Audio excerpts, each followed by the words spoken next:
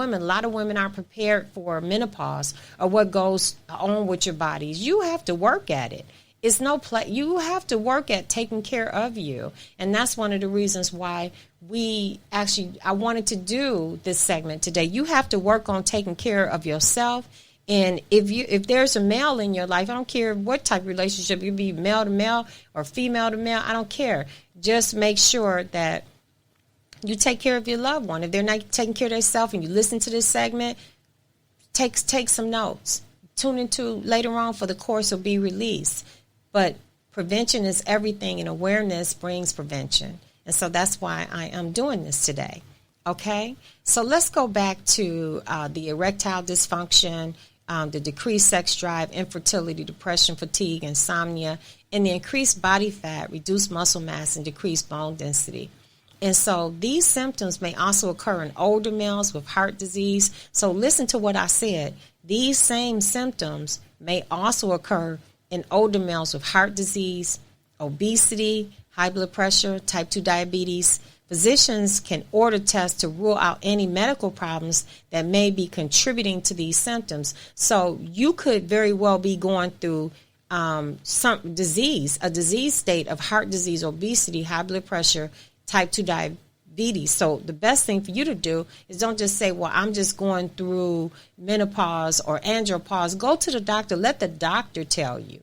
Let the doctor tell you what you're really going through, because you can always mistake one or the two and think it's andropause or low T, and you could be just being you can walk around being untreated for diabetes, or you can walk around being untreated for high blood pressure and those things, or heart disease, and then something happens to you, and then the damage is done and you can't reverse it, and your quality of life has changed forever. So that's another reason why I wanted to do this, and I always do it for these reasons. Okay, so let's keep going.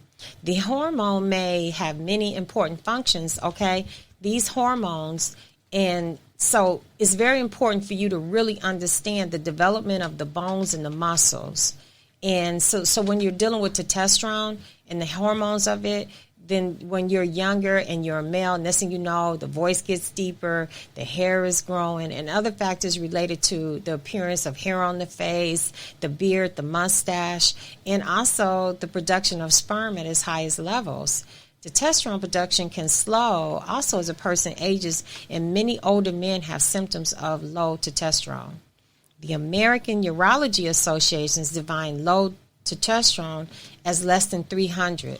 That every two, this was just something I want you to know. Every 2 in 100 men have low testosterone, but they may not know it.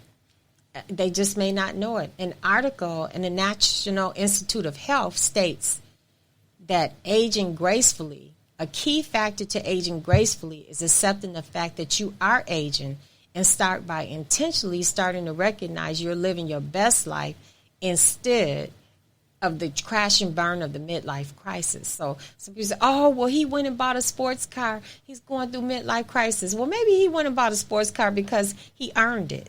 So stop saying that. Maybe he earned it. He earned his right in life to say everybody wants a sports car. Everybody loves a sports car. But just because a person goes and buys a sports car doesn't mean he's going through midlife crisis.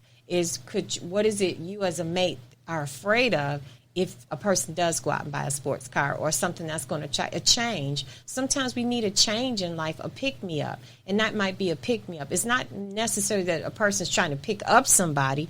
It could be, I just want to pick me up. I just want to feel good. I just want to do something for me in life. Okay? So let's be proactive in the aging process by being intentional and mindful in our process, individually specific to you. That means find out what makes you tick in a positive way. Get over yourself, get real with yourself, and accept changes in your body.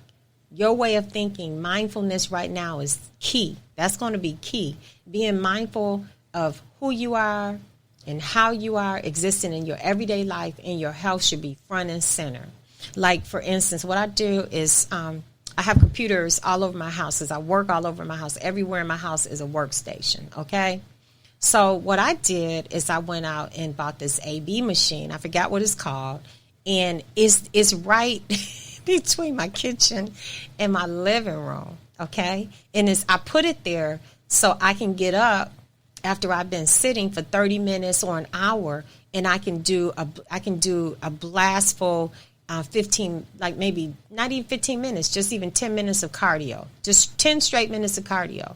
And I put it there so that I can actually, do the lunges, lift your butt, tone your thighs, all the stuff that start dropping later on in life. So I put it there so that I could definitely work on those things. But it was about being mindful and being intentional. And the most beautiful thing about the mindfulness of aging is the most beautiful in its most beautiful form. Aging can be done in its most beautiful form, and we call it life, and we have to learn to embrace it. You have to learn to embrace the person you see in the mirror. If you don't like the way you're looking in the mirror, do something about it, which we're going to get into later in the segment. Are you doing all the things that you need to do to take care of yourself? Just because you age doesn't mean you don't age beautifully. You can age beautifully. Small habits lead to big changes. Another example is I drink a super large cup of hot tea every morning because I know it's power-packed with flavonoids. And what are flavonoids? Some people say, okay, she said flavonoids. What are those? Flavonoids help regulate cellular activity and fight off free radicals that cause oxidative stress on your body. And let's say in simpler terms, it helps your body function more efficiently while protecting it against everyday toxins and stressors. Flavonoids are powerful antioxidant agents. So instead of me going and taking a supplement, what I'm doing is I'm hydrating my body. That's number one. Number two, I'm protecting my immune health. Okay. That's number three. And did you know tea helps remove plaque from the brain? We'll talk about that another time. So that you want to be able to operate at maximum, you want to be able to operate at maximum potential. So you have to do things mindfully to help you be able to do that. And that's what this podcast is all about as well. Just this one mindful step every day before I start my day helped me to become mindful of what I'm putting in my body, and then leading the exercise, desire to be healthy, wanting to help others. Here I am today with you. The progression of mindfulness can lead in directions you never thought possible. It will bring out passion in you for other people. I just want to tell you right now, I love you, I love life, and I feel so blessed to have the family and loved ones that I have and to help them on this journey, and God helping me on this journey. We all know life is a journey. You decide how you can let life happen. You got two ways of doing it. You could either let life happen, or you could choose to embrace life in the best possible way. So now moving on, I just wanted to put that in there. Because it's important as we go through andropause or menopause. Okay, I just want to give you some tips to help us. Taking care of your skin. Your skin is the biggest organ your body has. Staying in tune with protecting your skin from UV rays, from sun, replenishing and moisturizing your skin head to toe helps with the more useful experience and appearance, and protects your skin. Okay?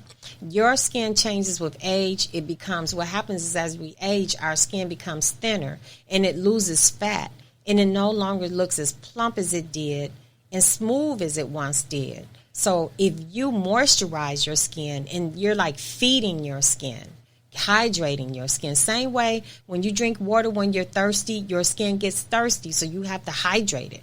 Okay? And scratches, cuts, or bumps can take longer to heal when you don't take care of your skin. It does. Years of suntanning and being out in the sunshine for long times may lead to wrinkles, not just wrinkles, but even age spots. Okay?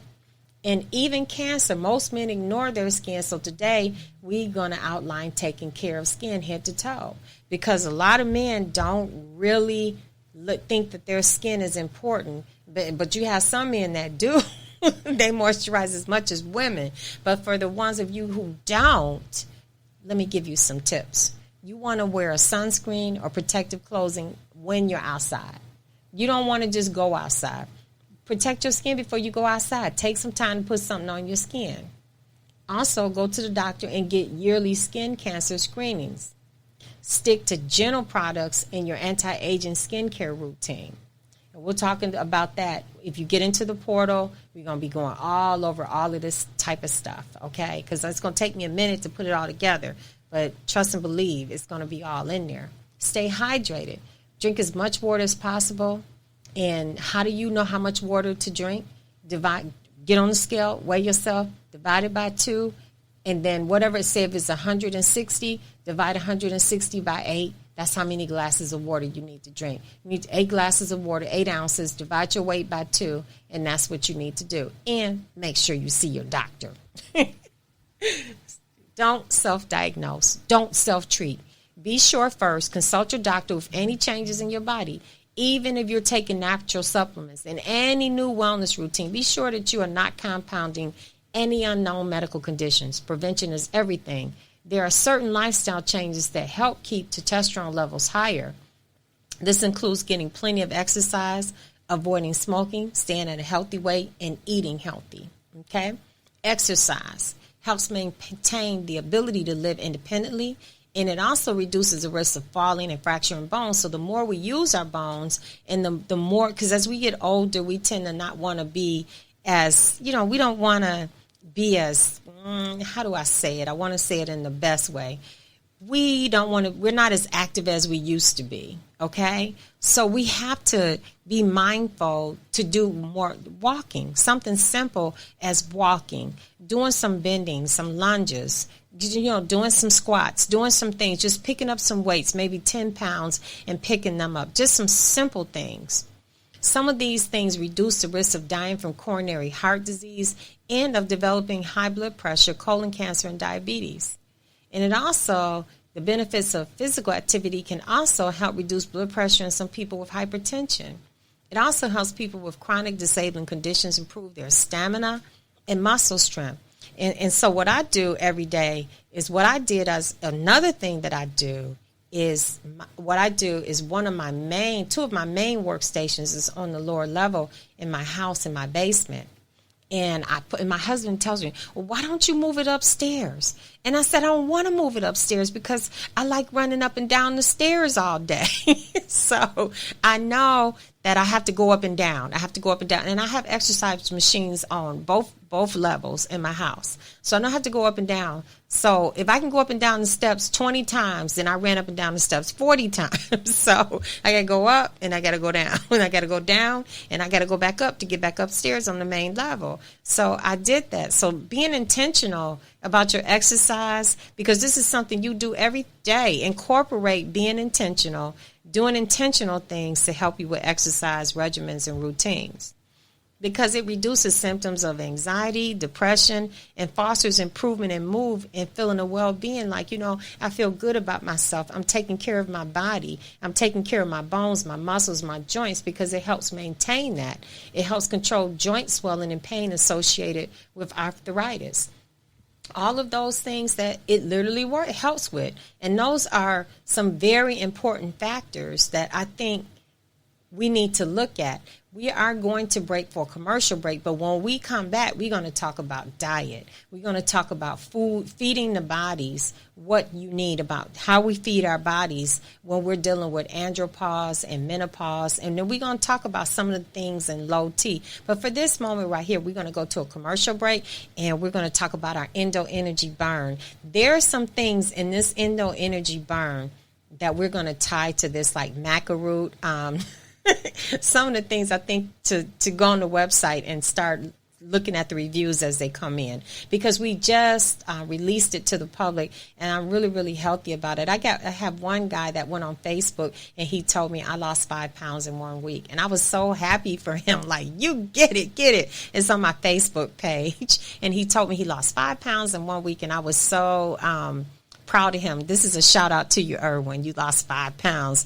Keep going. And then Charles told me that it gave him a lot more energy. And then Erwin got back and said that he works nights, and it gave him the energy he needed to get through the nights. That sleepy time night thing, I guess, was going on with him because he's at work at night, and he was able to have much energy and not feel